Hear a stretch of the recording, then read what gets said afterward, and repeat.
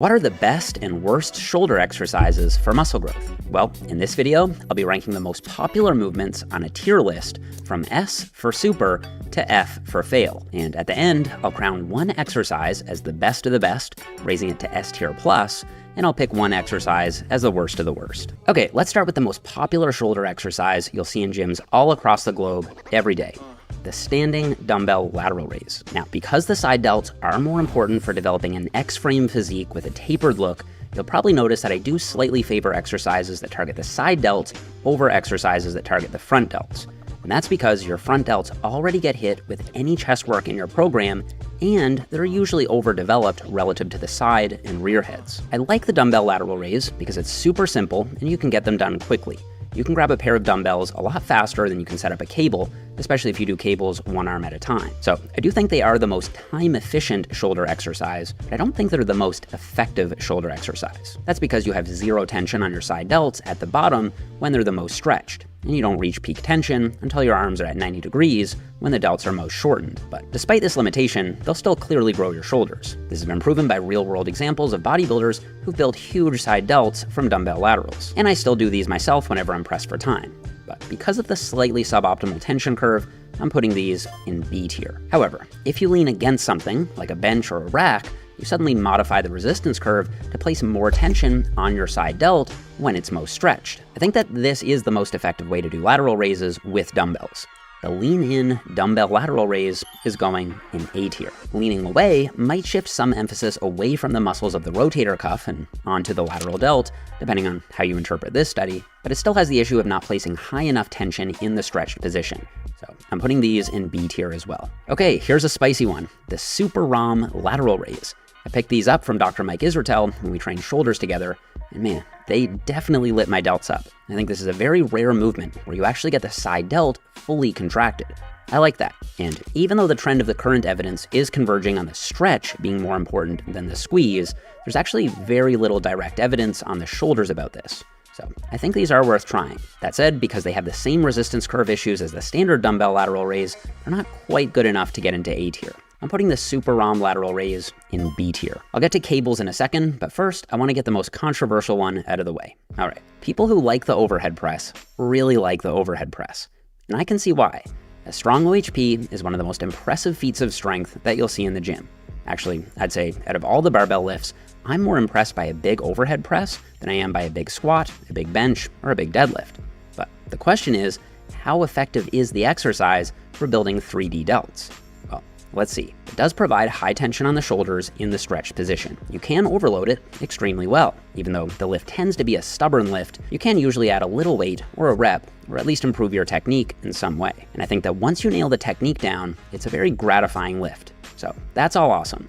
However, it does have two downsides. For one, it's very anterior delt dominant. When we look at activation patterns across the delt heads, you see that the side and rear heads aren't activated much with the overhead press. And for two, because you're standing, it's not the most stable. This means your lower body and your core will have to work to keep your balance, which will shift some tension coming from the bar away from your shoulders. That's not a deal breaker, but it's probably not ideal from a bodybuilding standpoint. So all things considered, I think I like the barbell overhead press more than a lot of science-based hypertrophy heads, but I think I like it less than some power building purists. I'm putting it in B tier plus. I think it's overhated from the science crowd, and I think it's overrated from the barbell crowd. Now, if you do them seated, you do fix the stability issue since you no longer have to worry about your balance.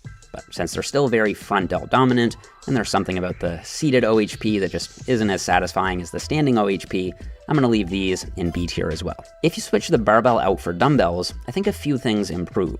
For one, you can get your sets done faster. You can grab a pair of dumbbells a lot faster than you can set up a barbell. For two, you can get a bit more range of motion at both the bottom and at the top, especially if you allow the dumbbells to converge. And three, I think you'll get a little more side delt involvement with dumbbells because they have to activate to keep the dumbbells from falling forward or backward. And so I'm gonna put these in A tier. The machine shoulder press is a personal favorite. If you can find a good machine that gets your delts into a deep stretch, I do find that it feels better than dumbbells, and also, since it's less dependent on technique and coordination, you can get your delts all the way to failure without losing control of the weight. It's still going to be very front delt dominant, but as a vertical pressing option for hypertrophy, this is usually my go-to these days. It's going in A tier plus. And it's also my #1 exercise for the front delts, making it our first reveal behind door #1. If you don't have a good shoulder press machine, my next go-to would be the seated dumbbell shoulder press. All right, this is a cool exercise you may have seen recently on Arnold's Instagram. I'll call it the Arnold-style side-lying dumbbell raise. It looks a bit odd, but I actually really like it. Unlike a standing dumbbell lateral raise, you get high tension while your delt is stretched, and because you're locked in against a bench, you'll be nice and stable. You'll get a huge range of motion, and you should get a great side delt pump here.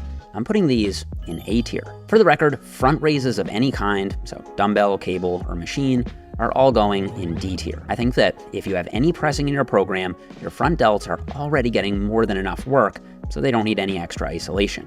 That said, if you're one of the rare few with underdeveloped anterior delts, or if you can't do presses for whatever reason, these will be your go-to. The Atlantis standing machine lateral raise is amazing because it feels so smooth and you get this even, consistent tension on the side delts throughout the range of motion. It's easy to add a little weight or a rep from week to week, and since I've been using it, I've actually gotten so much stronger with it that I'm getting pretty close to maxing out the weight stack. The only minor snag is that since you can't move your arms across your body, you won't get quite as good of a stretch as you will with cables or even with the Arnold lying raise. So it's very close to S tier, but I'm gonna tentatively knock it back to A tier plus. Because of the overload in the feel, it's still an exercise that I do every week though. The seated machine lateral raise is similar, and I include it as well, but for whatever reason, having the pads higher up on my arms doesn't feel quite as good. That might be because the moment arm to the shoulder is so short that I have to load it with more weight, and that actually cranks my shoulders a bit. I still like these, but I think they're in between A tier and B tier. I'll be picky and say B tier. All right, the cable lateral raise is incredible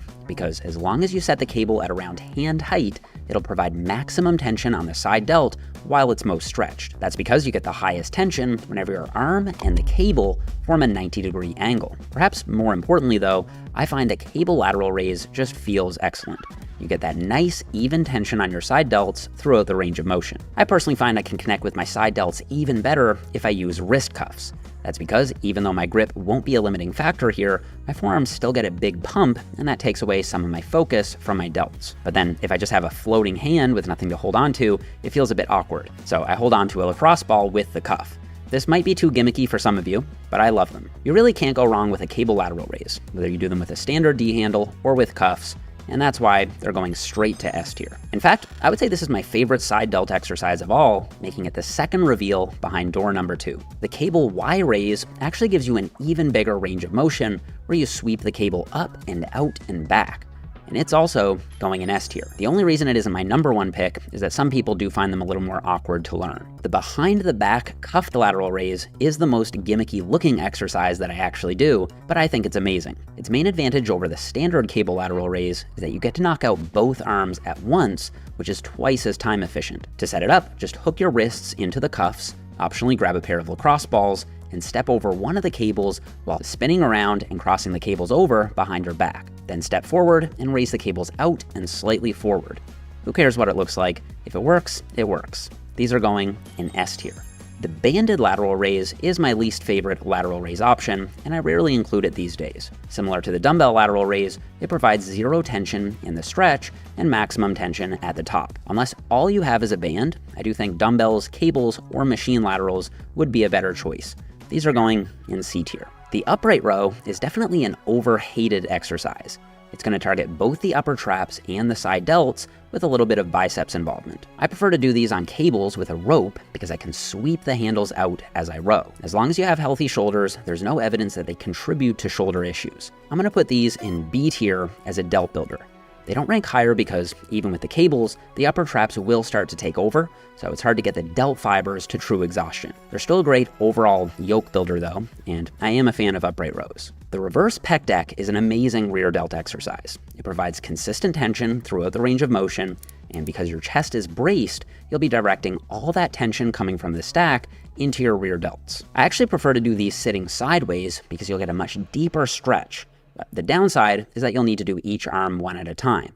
That means it'll take a bit longer. You can superset each arm though, so while one side is working, the other side is resting, and you can just go back and forth without much rest in between. My instinct is to put these in A tier, but I think if you can lock in that sideways position, they deserve to be in S tier. The rope face pull will target the rear delts really well, especially if you set up the rope a little lower, take an underhand grip, and externally rotate your shoulders as you pull, kind of like doing a rear double biceps pose. My minor gripe though is that it's just really hard to get your mid-traps to not take over. No matter what cues you use, your mid-traps are going to be active. That's not necessarily a bad thing because you do want your mid back to grow as well, but then your rear delts might not be the limiting factor. Still think it's a great exercise to include since it'll give a big stretch on the rear delts, they feel good, and they're solid for overload. Rope face pulls are going in A tier for rear delt growth. Bent over reverse dumbbell flies have the same problem as dumbbell lateral raises. Zero tension at the bottom when the delts are stretched. I still think they're a good option if you don't have access to cables or if you're really time constrained,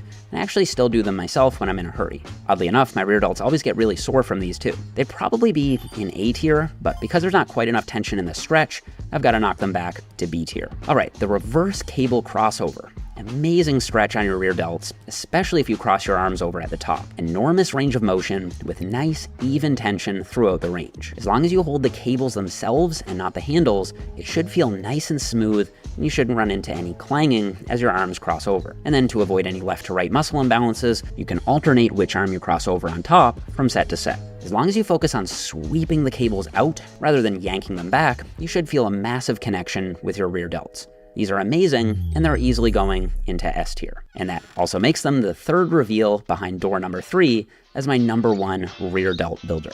And if out of all these I had to pick one exercise as the worst of the worst, I guess it'd have to be the front raise, not because it's so bad for muscle growth, but rather because I think it's redundant in most cases. It's still not bad enough to get into F tier though, because I do think it can have its place. And if I had to pick one exercise as the best of the best for overall shoulder development, I think I'd go with the cable lateral raise. It's easy to do, it's super effective, and it ticks all the boxes for hypertrophy. Now, do you know the best and worst quad exercises for muscle growth? If not, you gotta check out my latest tier list video over here where I rank 20 different quad exercises. Subscribe if you haven't already, and I'll see you guys all here in the next one.